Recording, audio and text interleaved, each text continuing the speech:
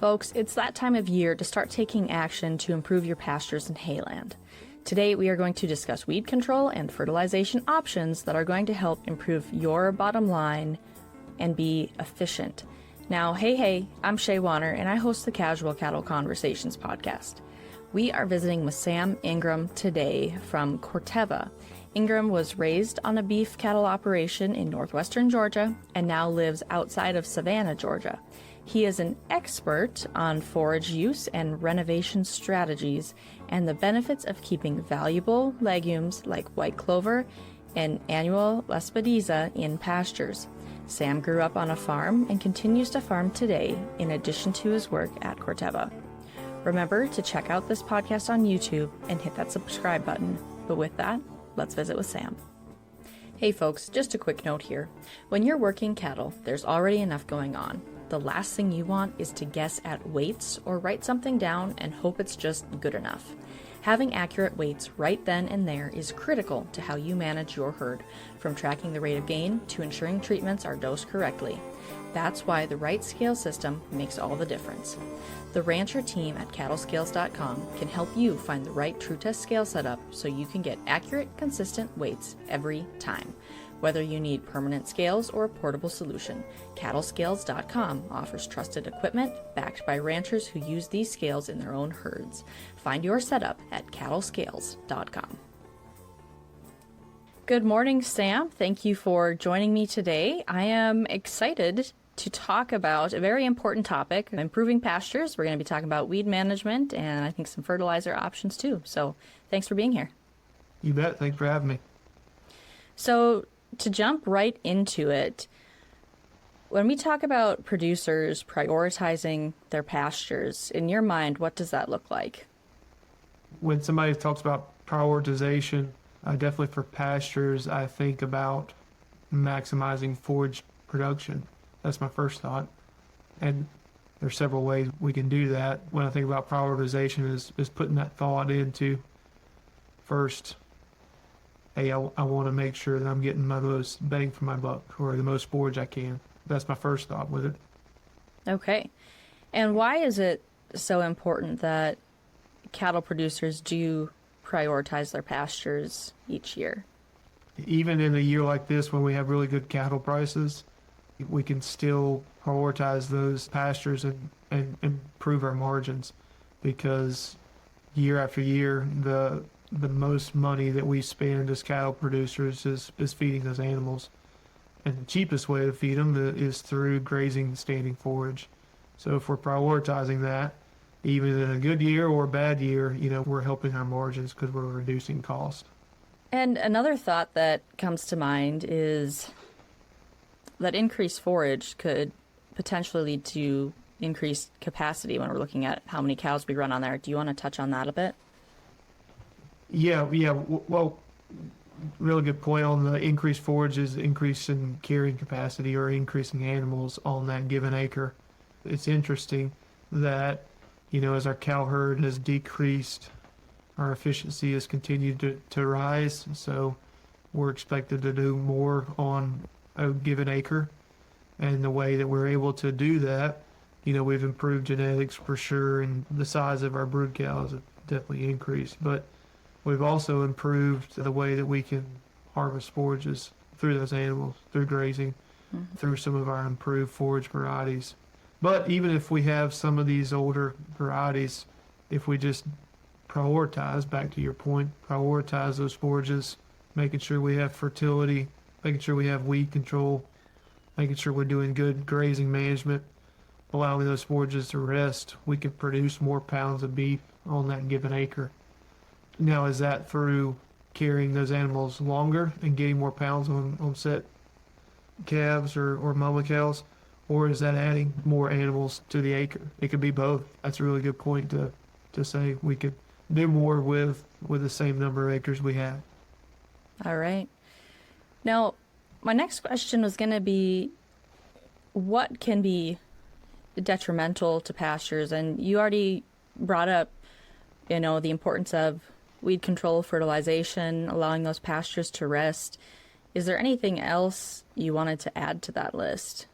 If we don't have our fertility right, One of my colleagues has said it's like having a Corvette, but you're never able to shift out of first or second gear. So if we don't have our fertility right, then we're not going to meet the needs of those forages, and we're never going to realize how much they could actually produce from a tonnage standpoint, so physical forage produced, but also from a quality standpoint. When you think about crude protein or total digestible nutrients, we're not going to have those if we don't have our fertility right. All right. I want to take a moment to touch on weeds and how those can limit grass production or just be detrimental in grazing situations. So do you want to talk about, maybe the better question is why weed control is so important? Weed control is very important when we're trying to, again, maximize forage production, because weeds are indiscriminatory where they're fighting for nutrients and water just like those grasses are. So, at a given level, if we have enough broadleaf weed pressure or invasive grass pressure, those undesirable plants we don't want in the field, they're fighting for those nutrients that you really want to go toward your forages. So if we remove those, then we see an increase in forage production. One rule of thumb, and it changes, but you could say remove a pound of weeds, get a pound of grass, or a pound and a half, sometimes 2 pounds of grass, just depends on the system. But we know for a fact that those weeds are taking nutrients, taking water, taking that moisture out of the ground that could be going toward our forages that have been developed for forage quality, and for tonnage. So if we have the investment in the grasses that we know can produce and that are high quality, we really want to shift the advantage to them and away from the weeds. And that's why weed control is important. Okay. Now, we've been using the term grass a lot, and we've talked about weeds, but what about the value of some of those legumes in pastures? Legumes are very valuable, and a lot of producers know that. They value them and they want to keep them, because traditionally when you think about legumes being a forb versus some grasses, they're going to be, not all the time, but a lot of times they're going to be higher in crude protein, and they're going to be more digestible than a lot of our grasses.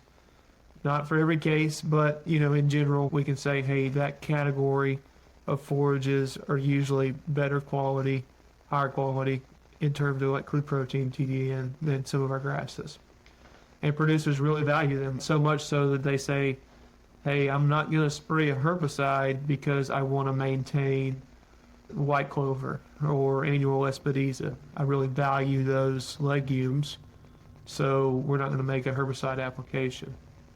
That has always been a reservation for those producers to say, hey, I want to maintain these. We're not going to make herbicide applications. What's really nice now with our company, with Corteva, we've released NovaGraz, which is a broadleaf herbicide that takes out broadleaf weeds, but it maintains some of our legumes, specifically white clover, annual Espadiza.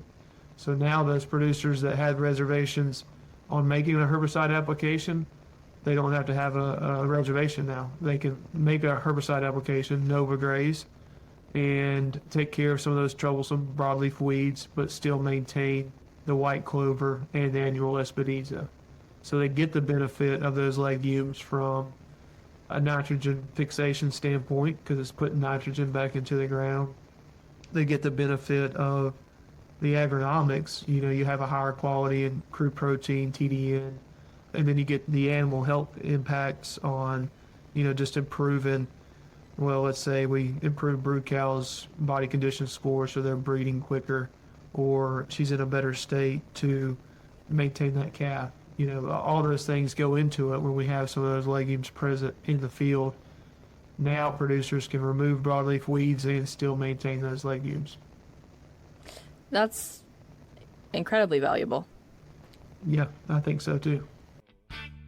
Are horn flies stressing your cattle? Make fly control one and done with Alticid IGR XRB. Alticid IGR XRB delivers season-long hornfly control from a single application bolus, providing up to 195 days of relief, regardless of mineral consumption or location. It breaks the hornfly life cycle with no impact on beneficial insects, giving you flexible, consistent control. Learn more at cargillanimalnutrition.com/Alticid bolus, and that link will be in the description. What are some of the weeds that NovaGraz can control? Well, we've got a long list of weeds, but I would say those that are top of mind would be our biennial thistles.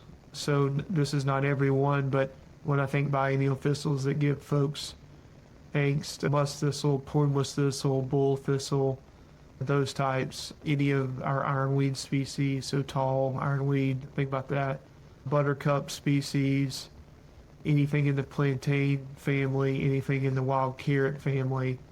So as you think about parsnip, poison hemlock, I mean, we're going to do a phenomenal job on that. Those are ones that are top of mind, but it's an extensive list that it's a broad spectrum non-residual herbicide that does a really good job on all those weeds, plus several more that you could find on the label that aren't coming to mind, but a really revolutionary herbicide that we haven't had. It's a really revolutionary herbicide that we haven't had on the market to date, that we launched last year, that really a lot of folks were impressed with in 2025 and looking to utilize it more in 2026. Are you seeing producers kind of applicate this across the majority of their pastures? Are they spot spraying? How are you seeing this being used? Traditionally, I think the way we would position it is as a broadcast application across the whole given acre for those that want to maintain the white clover, maintain the annual Lespedeza, if those are in their pastures or paddocks. Now, you can spot spray for sure in troublesome areas. Say you have, some heavy use areas where you're fighting back cockleburr or something else, whatever broadleaf, given that broadleaf, you can absolutely spot spray it. And the good thing is we have range and pasture specialists across the U.S. So if folks wanted to know more specifically, hey, I've got this weed and I want to either broadcast apply or spot spray, we can get you in touch with those folks. They can tell you absolutely, they'll give you a set broadcast rate, application rate, and they can tell you from a spot spray rate. And they'll tell you how well it should do on that given weed species. Sam, we're talking about forage production, and we've primarily hit on the grazing component of that, but forage production also applies to those who are putting up their own hay, or maybe they're strictly a haying business. So how does this product apply to those forage producers? Yeah, good question on the hay aspect side that we haven't mentioned yet. The beauty of NovaGraz is it's a non-residual herbicide. So that means, well, we don't have a residual component. It's not going to stay in the soil. So what is up in terms of broadleaf weeds, that's what we're going to control. The nice part of a non-residual herbicide, specifically for our hay producers or folks that want to, maybe the ground that they are leasing or the ground that they're grazing, maybe moving over to crops, or there's flexibility in some of those acres. NovaGraz, being a non-residual herbicide, gives those producers flexibility to make a broadleaf application to control some of those troublesome weeds. It also says in that given year or season that they can rotate out of grass into another crop. That's the nice part of NovaGraz. And especially for our hay producers, if they're selling hay off farm, they can have confidence to say, this hay's going off farm into to whomever. There's not going to be any residual component there. So that's a really nice benefit. We've seen NovaGraz expand beyond just white clover annual Lespedeza to more of a non-residual herbicide that is more broad spectrum than 2,4-D alone. Picks up a lot of troublesome weeds. It does a really good job of controlling those troublesome weeds. and gives producers flexibility to move hay off farm or transition that acre into crop ground. From my perspective, I appreciate hearing that, because when we talk about profitability of cattle producers, a lot of people say if you're putting up your own hay, you're losing money. So my husband and I have talked about, okay, do we want to buy hay? But the thought of bringing weeds in is something we don't like if we're buying from someone else and we don't know. Because we know how we're controlling weeds and spraying, and if there are some bales that maybe just need to be burned because they were a weed patch or not compared to spread out. But yeah, that could bring a lot of peace of mind to people who are buying hay from someone. Yeah, absolutely. I would definitely want to visit any person that I purchase hay from. I would want to visit their hay fields just to see how well of a job they're managing those hay fields, to see what you're going to bring in, because you're not only bringing in the nutrients and the forage for your animals, but yeah, you can bring in some weed seed. Not all that.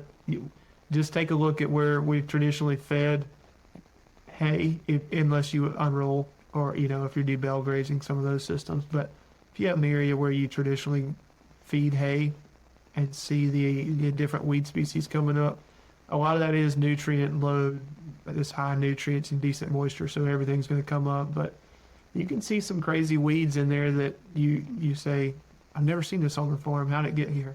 And you can kind of track it back to hay sometimes. Not to put down every hay producer. My dad and my brother still cut hay, so they produce hay, sell hay off farm. So don't want to put down everybody. They'll call me and get on to me if they hear that. We touched on the fertility aspect of forage production a little early on, but I want to hit on that a little more. So what does prioritizing fertility look like for cattle producers? Well, I would say it starts with a plan. If we don't have a plan, then we're kind of frantic. In my mind, I'm very detail oriented, and I like to write down things physically, like on a notepad. I guess I'm kind of old school there. But it would start with a plan. That could definitely be step number one, is to soil test. If you don't know, it's just a guess. Like if you don't have that test to show you what your nutrient levels are. And it depends on, a lot of folks can use their state soil labs. Our extension service does a really good job of, for the most case, in most parts of the world, definitely the southeast where I'm located, that they can send those samples to the state lab and they can give you, here's what your soil's available nutrients are. And based on your crop, for us it would be forages, this is what you would need to apply to get these certain tonnages produced. So to start with a plan, soil test is always a good way to start. Where you can test year round. What I would say for a consistency standpoint is pick a time of the year to test and stick with that time, because seasonally our nutrient levels can change. And if we're moving our soil tests throughout the year, then we're kind of missing the target to say, how have we progressed in these nutrient levels? A lot of folks like to do it fall, early winter, those types. But, I mean, you could even be doing it now. Any time is better than no time, I guess, in my mind. But we would do it then and then follow through the plan. After you get the results, what are you going to do with them? Well, if it makes sense to add fertility, then let's do that. And let's do it in a timely manner where we can put the fertility out. The forages can take up those nutrients, and then you get not only tonnage, but we're going to get quality improvement on things like crude protein. You get more leaf to shoot ratio, so you're going to have more total digestible nutrients for that animal actually to intake. Not only just gut feel, but actual digestible nutrients for that animal to either maintain, or say it's a brood cow and she's getting ready to breed back, or she's about to calve, she's at peak lactation. All of those things come into play where we want to have good quality forages. And then if we want to supplement on top of that, we can, but forages should be the base in my mind. How do you track cattle health treatments? Animal health is critical to your operation, and tracking it shouldn't slow you down. With Performance Beef, cattle producers can record treatments, costs, and performance history in real time, right at the chute. You can also quickly log pasture and pen treatments on the go. Performance Beef brings financial and health data into one easy-to-use platform, accessible from anywhere. Find Performance Beef online and request a demo. Learn more using the link in the show notes. Now, if people are fertilizing their pastures or hay ground, can that also lead to fertilizing the weed growth as well? Yes. When we fertilize pasture, those nutrients do not know that, hey, you're supposed to go to the grasses or the forages only that we want. When we put out fertilizer, everything's going to take advantage of that, and that includes our broadleaf weeds. So we can put out fertilizer and then spray a herbicide on top of that to kill the weeds, and that works really nice. We've done that for several years. One thing that we have that is a newer technology, a really neat system in terms from an efficiency standpoint, is UltiGraze. So UltiGraze combines weed control and fertility in one pass. So what we're doing is we're putting herbicide on the fertilizer prill, and then that fertilizer prill is spread out on the pasture, and we get weed control, and then we get fertility right behind it. So we're controlling the weeds that we want to take out, and then the fertility is right there for the forages, the grasses, to take off. Closed canopy helps us with weed control there too. Produce tonnage, high quality forages. So it's a really nice system where producers some folks would have to choose, say, am I going to do fertilizer this year, or am I going to do weed control? Maybe because the application costs. Like I can't make it pencil out to make 2 applications. Well, now with UltiGraze, you have one pass with both fertility and weed control. So you're saving an application cost there. You have less folks running over that pasture, so you think about compaction. But also from just a logistics standpoint, we're not working with a co-op or yourself. You're not going to have to drive across that acre twice, it's only once. So a lot of benefits there from an UltiGraze standpoint. One that is expanding across the U.S. because producers really see the value in it. Absolutely. There's always value in increasing efficiency when you look at how stretched we are for time and labor resources and all resources, really. Yeah, absolutely. Yeah, just from a labor standpoint of getting folks to help is an issue. We were talking about doing more with less. I think there's probably less cattle producers, but the herd size are probably getting bigger, or leased acres. You know, a lot of producers are spread out across a county. It's not contiguous acres. So just from that standpoint, if you don't have to coordinate 2 trips across 3 different farms, it's only 1 trip across those 3 farms. That makes sense to me. One less headache that the producers can move over to put out another fire, because there's always something going on in these operations. Sam, all of this sounds really valuable. One question I have is, what about producers who are experiencing drought? I mean, as we're recording this, there are wildfires like crazy across the country right now, and other producers who are experiencing a lot of drought. So what options do those producers have to protect their pastures or hayland? Yeah, we're still in a drought. We've had some rain here in the southeast, but man, you look across the U.S. and drought monitor, a lot of folks are hoping for some rains just to get some moisture to go. And then when you mentioned the wildfires, those seem to be more and more problematic and popping up in areas where traditionally I haven't heard a lot about, wildfires happening in those areas. And it's truly, it's devastating when you hear about it. For those folks, the way they can protect, or my mind goes to restoration, after, what are we going to do after things like this? When we are overgrazed or we run into a drought situation, we're opening up that canopy to bare ground, and we're gonna be releasing a lot, or things are gonna fill that void, that bare ground void, and a lot of times that's broadleaf weeds. So it kind of goes back to your thought on planning or prioritization. If we have a plan in place to, this has been a disaster, one, we're just going to be surviving for a while, right?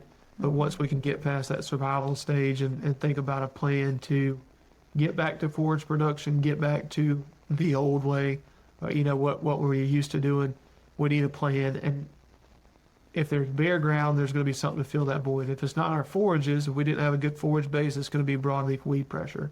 So we just need to be prepared for that. And does that look like maybe we're doing a full pasture renovation and we go into that? Or do we just need a broadleaf herbicide to control what broadleaf weed pressure we have to release back the forages that we have underneath there? So really, for me, it goes back to a plan in place once we get past the disaster or the drought. The other things we can do is not get on them too soon. Even like in a drought situation, if we have poor ground that we know, hey, this is not the best piece of ground, we're probably going to renovate this pasture or paddock here in the next 3 to 5 years, whatever have you. If we can move animals to that, maybe it's even bringing in feed. We were talking about hay earlier. Do we need to bring in some hay resources, some stored feed in that area to give other paddocks or pastures, other farms rest? And we're just going to sacrifice in this farm or sacrifice in this paddock. So that's where it's going to get beat up until we can hopefully get some moisture. So we're not spreading that disaster or the impacts, we're not spreading those impacts out across the farm. We already know this is one of our worst paddocks or one of our worst pastures. Let's put the animals there if possible. Let's bring in some stored feed. We know we're going to renovate this probably 3 to 5 years or whatever. Now we're going to bump it up. We're going to renovate this next year and 2 next years. And we're going to try to maintain at least a decent amount of forage cover on these others. Easy for me to say, easy for us to talk about. Big pie in the sky, this is what I would do. But really, if we've got a plan in place, then that's going to be the best case for those folks. Sam, I appreciate you touching on that just because it is such an important topic for so many producers right now. As we look at rounding out the conversation today, if there is one thing you want ranchers to take away from what we talked about, what is that? Hopefully folks either realize from this conversation or it's brought back to top of mind is the value of forages, because feeding costs are our highest cost maintaining those animals throughout a given year. Even in a good year like this, we talked about margins. We can improve our margins by improving those forages because it's the lowest feed cost. So even in a good year, our base, our foundation should stay the same, and I think that foundation is forages. And if we can improve those either through grazing management, weed control, fertility, that's going to be a benefit to our producers. Well, folks, if you want to learn more about either of the products we talked about today, that NovaGraz and that UltraGraze, you can head to rangeandpasture.com/cattle conversations. And that link will be in the descriptions as well. And you will be able to find more information there, reach out to anyone you want to contact about it, etc. Sam, thank you for joining us today. I appreciate your knowledge and experience being shared on the show. Yeah, thanks for having me. I enjoyed it.